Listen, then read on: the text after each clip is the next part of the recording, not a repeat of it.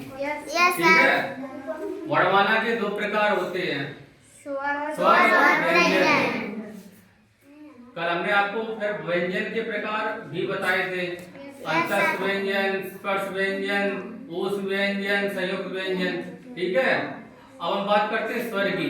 इसी तरह स्वर के भी प्रकार होते हैं। ठीक है। स्वर के प्रकार हैं हाथ स्वर, दीर्घ स्वर, क्लुप्त स्वर और एक आता है संयुक्त स्वर। ठीक है। हम बात करते हैं हस्त स्वर की। ऐसे स्वर जिनको बोलने में एक मात्रा का समय लगता है, ऐसे स्वर हस्त स्वर कहलाते हैं। जैसे अ, इ, उ। क्या इनके बोलने में एक मात्रा से अधिक समय लग रहा है या कुछ ज्यादा समय लग रहा है? नहीं लग रहा है, बहुत कम समय लग रहा है, यानी एक मात्रा का समय लग रहा है। ऐसे स्वर जिनको बोलने में एक मात्रा का समय लगे तो ऐसे स्वर हस्त स्वर कहलाते हैं। ठीक है। जैसे अ, इ, उ, रि। ठीक है। उसके बाद आता है अपना दीर्घ स्वर। तो ऐसे स्वर जिनको बोलने में एक मात्रा से ज्यादा टाइम लगे तो ऐसे स्वर कहलाते हैं दीर्घ स्वर। जैसे आ, ई, उ। इनमें मात्रा लगी है। जब मात्रा लगी तो ऐसी बात है, टाइम तो लगेगा। ठीक है।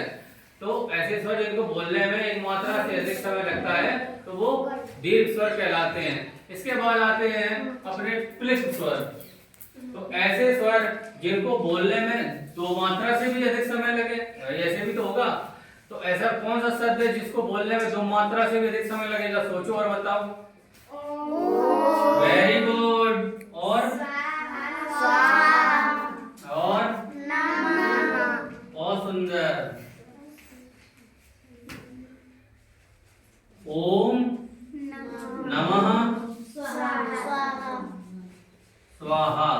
तो इनको बोलने में दो मात्रा से भी ज्यादा टाइम लग रहा है? Yes sir. ऐसे स्वर जिनको बोलने में दो मात्रा से भी अधिक समय लगे तो वो कहलाते हैं प्लुप्त स्वर।